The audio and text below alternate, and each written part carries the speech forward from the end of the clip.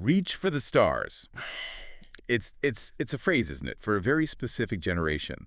It just triggers this almost Pavlovian response. Oh, absolutely. You hear it, and bam. Yeah. You're suddenly back in a living room in, like, 1991 watching Ed McMahon in a tuxedo. Probably sitting on some questionable shag carpet. Yes. Yeah. Exactly. Waiting to see if some young comedian is going to get 4 stars or just get sent home packing.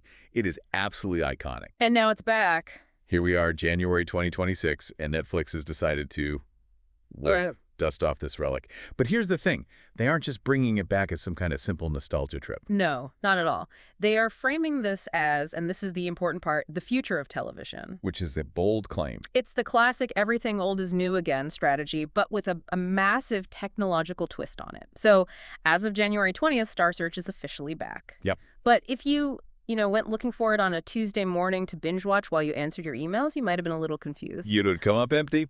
Because for the first time in a really major way, Netflix is telling all of us, no, you can't watch this whenever you want. You have to be here right now with everyone else. Which is, I mean, it is completely antithetical to the entire brand identity Netflix has built over the last 15, maybe 20 years. They built the Church of On Demand? They invented it. They killed the TV guide. They made appointment viewing a thing of the past. And now suddenly they want us to make an appointment. It's a huge gamble. So we need to talk about why on earth they're doing this. Yeah. So for this deep dive, we're going to unpack the premiere that just happened, the winners, the losers, all the glorious awkwardness of live TV. And there was some. But I also really want to get into the nuts and bolts of the tech, because what they are attempting to do here is actually, it's incredibly difficult from an engineering standpoint. It is a high wire act. I mean, if this thing crashes, it's not just a bad show. It's a stock market problem for them. So yeah, we're going to break down the new format, which has some really significant deviations from the original. We'll look at the talent because, frankly, the judging panel is just a chaotic mix of personalities that I really want to analyze. Oh, we have to. And we have to talk about the legacy. You just can't discuss Star Search without talking about the massive cultural crater it left in the entertainment landscape of the 80s and 90s. Right, and the business strategy behind it all. I want to know if this is actually going to work or if it's just, a desperate grab for attention in a totally saturated market. It could be both. It could very well be both. But let's start with the event itself. Tuesday, January 20, 2026, the premiere. The premiere. And it's important to set the stage here. This is produced by Jesse Collins Entertainment. Okay, that name matters. That name really matters. If you follow industry credits, Jesse Collins was the force behind Rhythm Plus Flow, that fantastic hip-hop competition on Netflix. Which was great. And they've produced the Super Bowl halftime shows recently. They know how to make music look expensive and feel important. That is such a good point, because the original Star Search, let's be totally honest, it looked like it was filmed in a conference room at a Holiday Inn sometimes. It really did. It had that very distinct, very sterile 80s studio vibe. Very flat lighting, yeah. Exactly. It was syndicated television, which just meant low budgets. This new iteration, it looks like a spaceship landed inside a concert arena. The production value is off the charts. So that's the look. What about the feel? Well, the showrunner is Jason Raff, and that is the other half of the equation here. Raff ran America's Got Talent for, 19 seasons? Wow, okay. So he is the guy who knows how to manage the absolute chaos of variety acts. Magicians, dogs, singers, dancers, everything all at once. He wrangles the chaos. He wrangles the chaos. Right. So you put Jesse Collins' cool factor with Jason Raff's logistical brain, and on paper you've got a juggernaut. On paper, yeah. And then you have the host. I mean, filling the shoes of Ed McMahon is not a small task. Ed was the ultimate sidekick turned ringmaster. He had that booming voice, that laugh. That iconic laugh. And Netflix went with Anthony Anderson. Which I think is a safe choice, but a smart one. Okay, why smart? Because Anderson has hosted the NAACP Image Awards multiple times. He's done the Emmys. He knows how to fill dead air, which is the most crucial skill in live TV. Right, if a prop breaks. If a microphone breaks or a judge just rambles on for way too long, you need a host who can improvise without panicking. Anderson has that sitcom training. He's just quick on his feet. He seems comfortable in that role. I saw his opening line. He said, "The talent is bigger, the stakes are higher, and the format is more interactive than ever." Standard hype, sure. Standard hype. But then he introduced the judges. And this is where I kind of paused and thought, okay, who is this show actually for? Because this panel is It's all over the map. It's demographic bingo. That's what it is. You have to hit every single quadrant. Okay, break it down for me. First, you have Jelly Roll. Right, representing what exactly? Country, hip-hop, the redemption arc? All of the above. That's the point. Jelly Roll is the heart of the panel. He represents the struggle. His whole career narrative is about overcoming mistakes, prison time, being an underdog. And Star Search is the ultimate underdog story. At its core, that's what it is. So when a contestant comes out with a sob story, Jelly Roll is there to validate that emotion. He said right in the premiere, "I'm no stranger to being judged." And that connects. That connects with the flyover states. It connects with the viewer who feels marginalized or counted out. He's the authenticity vote. Okay, that tracks. Then you have Chrissy Teigen. The agent of chaos. Okay. She represents the online crowd. She's there for the viral moments, the memes, the GIFs. She promised to be real, which is usually code for unfiltered. And in a live format, that's a risk. It's the producer's biggest risk and the biggest asset. Yep. You tune in because you want to see if she says something she shouldn't. She creates unpredictability. The wild card. And finally, the nostalgia anchor, Sarah Michelle Gellar. And this, for me, was the masterstroke. This was the brilliant piece of casting. Really? Because I was thinking, Buffy the Vampire Slayer. Huh. Why is she judging a singing competition? But see, digging into the history, Sarah Michelle Gellar is a Star Search survivor. A survivor? What do you mean? She was a contestant when she was a little kid on the original show, and she lost. No, I did not know that. That's incredible. And she brought it up immediately on the show. She said, quote, "Don't feel bad for me, I made it." But think about the psychology of that. Yeah. You have a judge who can look a 7-year-old kid in the eye and say, "I know exactly how scary this is, and I know what it feels like to fail on this very stage." It gives her critique a level of empathy and authority that a random pop star just wouldn't have. It bridges the gap. It connects the 1983 show and the 2026 show perfectly. That's actually really smart. It's a perfect through line. So we have the cast. Let's talk about the format itself. It's a 5-week live event, airing Tuesdays and Wednesdays at 9 p.m. ET, 6 p.m. PT. Which is prime time. They are going head-to-head with the broadcast networks. No messing around. And they kept the old categories: music, dance, variety comedy magic, and the juniors kids category. So it feels familiar? Very traditional in that sense. Yeah. But the freshness that they keep marketing, the big innovation, is the interactivity. They are calling the viewer the fourth judge. Right, and this is where we need to stop and really look at the tech. Because we've all heard, you decide the winner for 20 years. Since American Idol. American Idol did it, The Voice did it, but this is different. This is fundamentally different. How so? Explain that. In the old days, you watched the show, you picked up your phone, you called a 1-800 number, or maybe you sent a text. The results came the next day. Right. On the results show. The feedback loop was 24 hours. Here, the feedback loop is instantaneous. The voting happens during the performance. So while the singer's in the middle of hitting the high note, I'm supposed to be on the phone judging them. Yes. Or with your TV remote. And this is the crucial part. You can only do it on the Netflix platform. No web browsers, no SMS, no phone calls. You have to be in the Netflix app on your phone or tablet or on the TV interface itself. This is a massive data play for them. They're forcing engagement within their own ecosystem. Completely. But the real kicker, the part that's so aggressive, is the constraint. They call it the limited window. Which just sounds like marketing speak for pay attention to us. It is, but with teeth. Mm-hmm. If you pause the show to go to the bathroom and you come back 5 minutes later, you are now on a delay. The system knows you aren't watching live, so when the voting prompt comes up for everyone else, it won't come up for you. Wait, really? So if I'm 10 minutes behind because my kid interrupted me, I'm disenfranchised? Completely. You are just a passive viewer. You lose your right to vote. Netflix is explicitly punishing you for time shifting. Now, that is aggressive. It's behavior modification. They are training us to stop treating their content as background noise.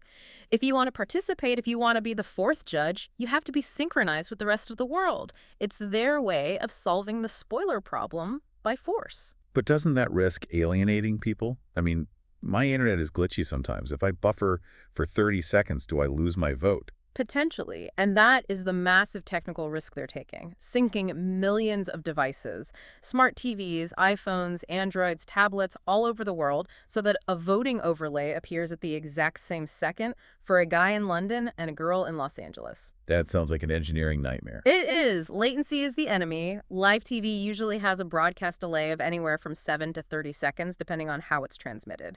Netflix has to minimize that latency to near zero for this to feel fair and instantaneous. So how does the scoring actually work then, with the judges and the audience?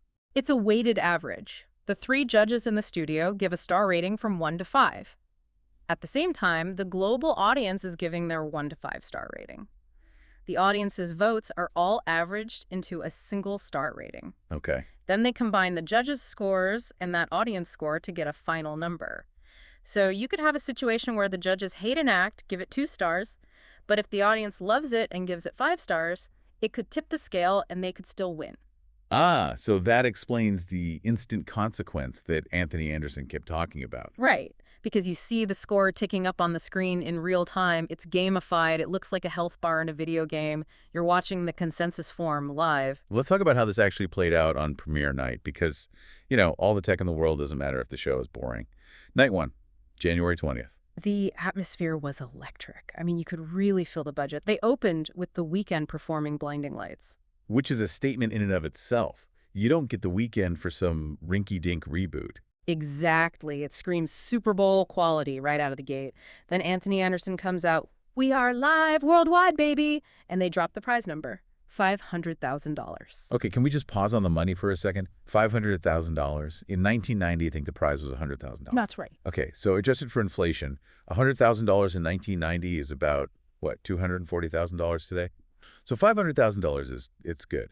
But is it Netflix money? That's a great question. I mean, Squid Game. The challenge gave away $4.56 million. This feels a little modest in comparison. It's a really fair critique. For the biggest streamer in the world, $500,000 is a rounding error. However, in the context of a talent show where the real prize is the exposure and the record deal that might come after, it's pretty standard. So the money is secondary. The real prize is the viral moment that gets you noticed. But yeah, it's not life-altering, never work again money. It's buy a nice house in the suburbs money. Okay, let's get to the battles. First up, junior singers. This is the bread and butter of Star Search. The junior category is always so dangerous because you have to critique children without being a monster. It's a fine line to walk. And we had Adrian Williams versus Blair Kudelka. And Eric had the look down. He had the Sienna suit, Chuck Taylor's. He looked like a mini Bruno Mars. He had the swagger, for sure. And he chose to sing I'll Be There by the Jackson 5. That is a bold choice. Rule number 1 of talent shows, do not sing Michael Jackson unless you can sing Michael Jackson. And this kid could. He really hit the notes. Jelly Roll was visibly emotional during the performance. He gave him 5 stars immediately, called it moving. And the other 2? Teigen and Gellar went with 4 stars. So a very, very strong opening to the competition series. And then you had Blair Kudelka. She went in the complete opposite direction. Total opposite. Country. From Texas. She wore blue, and she sang Blue by LeAnn Rimes. Which is a very clever meta reference because LeAnn Rimes is a Star Search alumni who also lost. A deep cut for the fans who know the history. And Jelly Roll, being the country guy on the panel, was just in heaven. He said her voice was as big as the state you're from, dropped a 5-star rating. But here's where the nuance comes in. Gellar and Teigen gave her 4s. They liked it, but they weren't blown away. It didn't have that wow factor for them. So it all came down to the audience vote, the 4th judge. And this was our first real test of the system. We saw the scores come in live. Eric Williams finished with 4.08 stars. Blair Kudelka finished with 4.0 stars. Wow, that is razor thin. It is unbelievably close, and it shows that the audience was pretty much split right down the middle. In a binary yes-no vote, that might have looked like a tie. But with the star rating, those little fractions of a point matter. Eric advanced by 0.08 of a star. If I'm Blair, I'm absolutely devastated. But I guess that's the game. Okay, next up was dance. Movement 55 versus Ladyometry. This was a total clash of cultures. Movement 55 is from Los Angeles. You could tell. Very modern dance. Black leather outfits, super aggressive, dancing to a track by Little Sims. Very commercial. It looked like it was pulled right out of a music video. And Ladyometry was from France. And they were very French. Very French. High art. They used these handheld lights to create visuals, and the whole performance was focused on high symmetry. Sarah Michelle Gellar compared them to the Rockettes. But does that kind of high-concept art translate to a TV audience looking to be entertained? Well, this highlighted a consistent issue with Star Search voting, even back in the day. Cool almost always beats artistic. The audience respected Lita Meritry, maybe, but they didn't feel it. They felt Movement 55. Right. Movement 55 got straight 4s from the judges. Lady Meritry's intricate light show just didn't translate as well to the small screen. If you're watching on your phone, those beautiful, subtle details get totally lost. And the results? Movement 55 won with 3.6 stars over 3.4. That score's noticeably lower than the kids got, though. And that's pretty typical. Dance is always harder to score high. I think it's because almost everyone thinks they can sing in the shower, but not everyone understands the insane technical difficulty of what these dancers are doing. It's a less accessible art form for a mass audience. That's a good point. Yeah. True. Now, my favorite part of the old show, the variety category. The jugglers, the ventriloquists. The plate spinner. Yes. Tonight we got magic. And magic on live TV is the producer's absolute nightmare. If a singer misses a note, it's bad, but they can recover. If a magician's prop fails, the act is just ruined. There's no recovery. It's a lot of pressure. We had TJ Salta versus Fernando Velasco, and TJ went the mentalism route. Which is so smart for TV. It's not about props. It engages the audience directly. He had people in the audience hiding envelopes. He used a balloon pop to reveal a number. It felt chaotic, but it was controlled chaos. And the final reveal was another Star Search reference. A direct pander to the show's history. The word Usher was written on a piece of paper inside the final balloon. Usher being another famous alum. Yeah. Very clever. It was very smart. And Sarah Michelle Gellar reacted perfectly. She just shrieked. She was genuinely baffled. And that is the reaction you need from a judge to get a high score in magic. So how did Fernando Velasco follow that? He went for the big illusion, the classic disappearing act. He climbed a 16-foot platform. A box went over him. He disappeared and then reappeared somewhere else. A big Vegas-style trick. Exactly. And Jelly Roll had the line of the night here. He looked at Fernando and said he would have been a great cellmate 15 years ago because of his ability to escape. I did laugh out loud at that. It was such a specific, completely Jelly Roll thing to say. It was authentic. But the critique from Gellar was that the trick felt distant. It was something you watched, not something you experienced. And the audience clearly agreed. What was the score? TJ Salta crushed him. 4.1 stars to 3.2 stars. Oof. 3.2 is humiliating. That's barely a passing grade from the global audience. It is, and it's the danger of big magic. Yeah. If the camera angle isn't absolutely perfect, it can look a little cheesy. Mentalism feels more personal, more direct. Okay, finally, the last battle of the night. Music groups. 2BYG versus H3 Ryzen. And this was really the battle of internet famous versus industry ready. Explain that. So 2BYG, they're two guys who met at a school talent show and then blew up on TikTok. They have millions of followers. They sang NSYNC's It's Gonna Be Me. A total crowd pleaser. Sure, but the question is it a performance or is it just really good karaoke? And that was exactly Gellar's critique. She said they needed to make the song more their own. But Jelly Roll liked them. Jelly Roll loved the energy. He gave them 5 stars. But I think the audience is a lot savvier now. They know the difference between a 60-second TikTok clip and a full-fledged stage show. So who are they up against? They were up against H3 Ryzen, an Australian trio who moved to Atlanta to make it. Okay, so they're serious. Very serious. They came out with Espresso by Sabrina Carpenter, but they didn't just sing it, they performed it. There was confetti, video walls of themselves on the screen, a full a cappella breakdown in the middle. It looked like a stop on a world tour. So much more polished. Incredibly polished. Chrissy Teigen gave them 5 stars and said they were established and ready for the world. And she was right. They won easily. 3.8 stars to 2BYG's 3.2. So that seems to be a lesson for future contestants then. Being famous on a phone screen doesn't automatically mean you can command a massive live stage. Not at all. The skill sets are different. So we have our first 4 winners. Eric the singer, Movement 55 the dance crew, TJ the magician, and H3 Rise on the music group. They all move on to the next round. But as I was watching this, I couldn't help but think about the ghosts in that room. The legacy. The legacy. We mentioned Usher, we mentioned Leanne Rimes. The weight of the Star Search history is just, it's heavy. It is massive. You have to remember, between 1983 and 1995, there was no YouTube, there was no SoundCloud, no TikTok. If you were a kid in Ohio with a huge voice, you basically had 2 options. Play local bars until you died, or get on Star Search. It was the only gatekeeper that mattered. It was the one shot. Al Massini created it, and Ed McMahon made it feel like a home. But the list of people who walked across that specific stage is genuinely baffling. We aren't just talking about a few one-hit wonders. No. We are talking about the architects of modern pop culture. Let's just run through some of the lists, because I think people genuinely forget how insane it is. Well, you have to start with the holy grail of Star Search trivia, which is, of course, Beyonce. As part of Girls' Time. As part of Girls' Time, a young Beyonce looking fierce, rapping and dancing, and they lost. They lost. It's unbelievable to think about. They lost to an all-male rock band called Skeleton Crew. It is the single most famous failure in modern music history. And she used that failure. Oh, she weaponized it. Beyonce used the actual audio of Ed McMahon announcing the winner is Skeleton Crew in her song Flawless.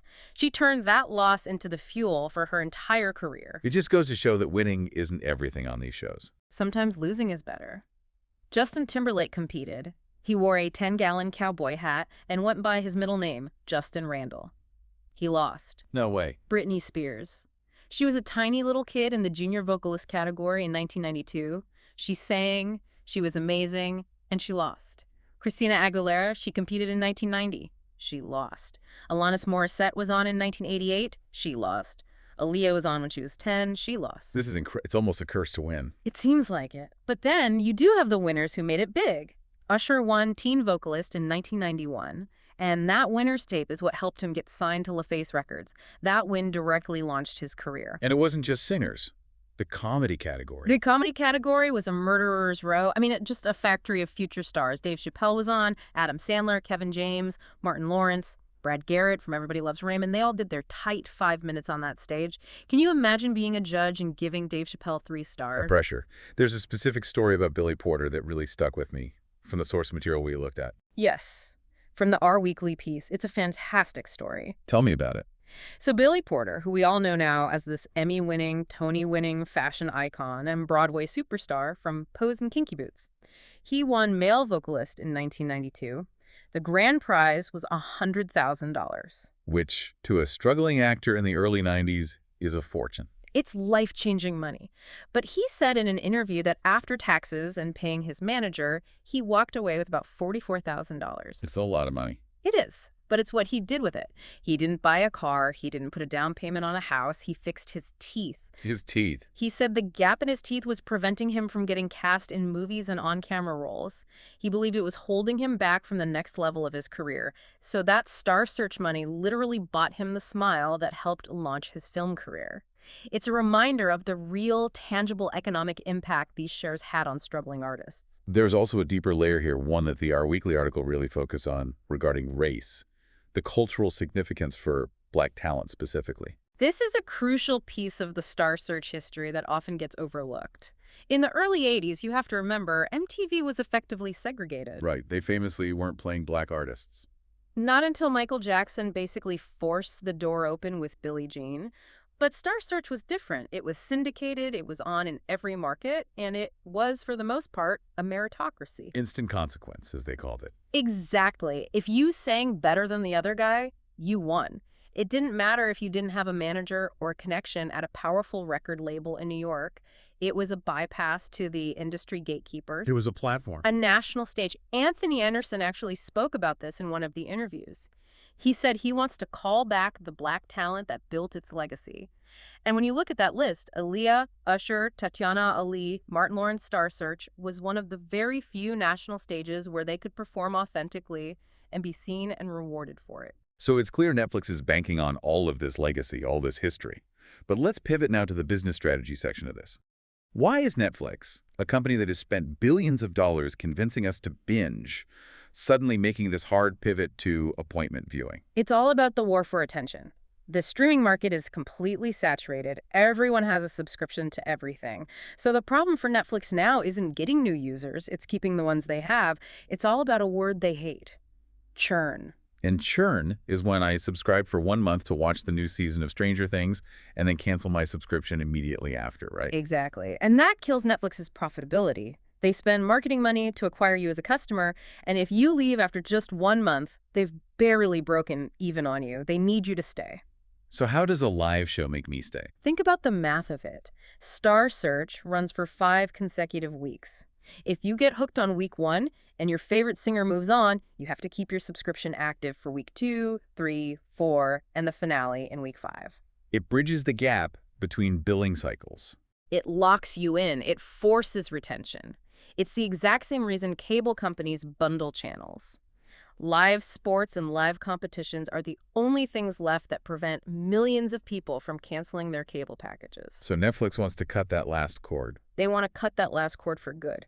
If they can prove they can do live better and more interactively than ABC or NBC, then why do you need a cable package at all? They're coming for the last stronghold of broadcast TV. There's also the advertising angle, which is a huge part of Netflix's future now that they have an ad-supported tier. It is a massive factor. Advertisers, frankly, they kind of hate the binge-watching model. If you watch 10 episodes of a show in a row, by episode 7, you just stop paying attention to the ads. You're zoned out. You're just trying to get to the next episode. But in a live event, you are glued to the screen because you don't want to miss the results. You don't want to miss the vote. That ad inventory, those 30-second spots during a live episode of Star Search, are premium real estate.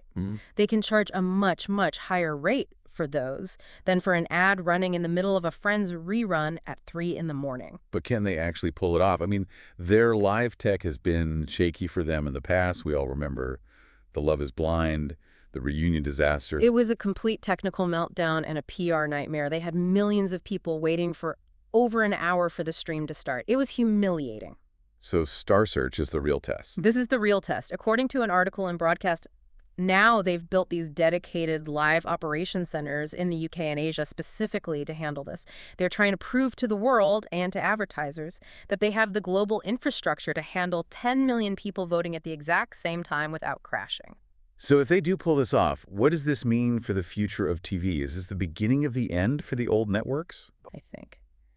If this works, if the audience engages and the tech holds up for 5 weeks, it's the death knell for traditional broadcast as we know it.